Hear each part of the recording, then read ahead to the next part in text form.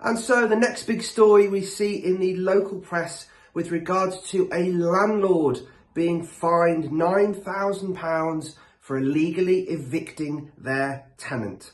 If you haven't already, click on the subscribe button, and in addition to that, ensure that you click on the bell to be notified as and when we release new content. So, the big story released in Coventry Live, the old Coventry Telegraph, another landlord has been punished for not following legislation guidelines. So, the tenant who was living in a room within an apartment in Kenilworth, and during lockdown, obviously back in 2020, the landlord has come to the tenant and said, listen, I think that you should be paying more rent, so I'm going to be increasing your rent to live in the room that you're living in within the property. And the tenant has said, well, you know, we're during lockdown, there's a bit of financial hardship, I'm not going to be able to do that.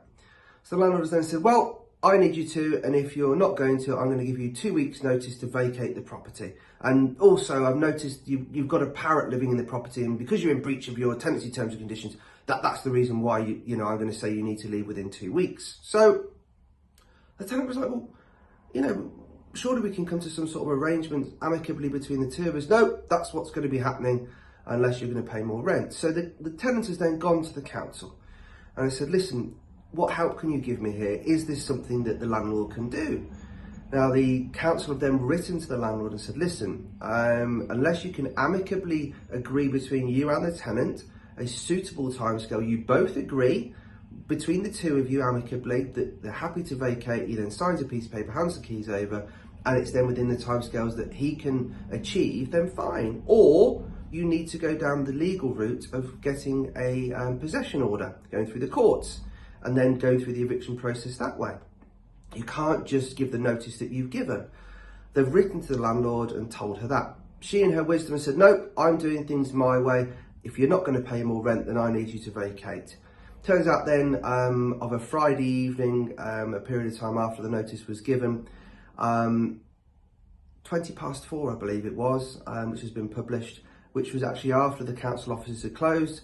She texted the tenant and said, right, we're doing your eviction this evening. This is what's going to be happening. I need you to vacate.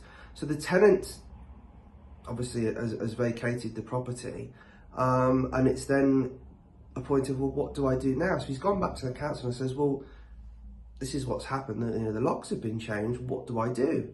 The council have then arranged for a case to be taken against the landlord for illegal eviction, ending up in Wolverhampton Crown Court, where she was found to be illegally evicting the tenant. And in addition to that, other facts that were found out during the period of notice that the tenant was given, he didn't actually have any hot water or heating. Now, the tenant has said, obviously, the landlord didn't cause this, but she hadn't made any effort to resolve matters, which is one of your landlord obligations as far as your contract is concerned, to make sure that they've got heating, hot water within the property itself. So what then happened? The landlord was then fined £2,000. The tenant got compensation of £3,600. And in addition to that, there was £3,000 worth of court fees that the landlord had to pay. And there was a £190 victim surcharge, which was also charged to the landlord as well. So with all of this, what are we trying to emphasise to you? Legislation is so important. You really, really need to ensure you follow legislation. And this is why we've created the Landlord Compliance Checklist. It's a free download. So if you look in the comments below, click on the link there and you'll be able to download the free compliance checklist. In particular for landlords who are self-managing, this is very, very important for you.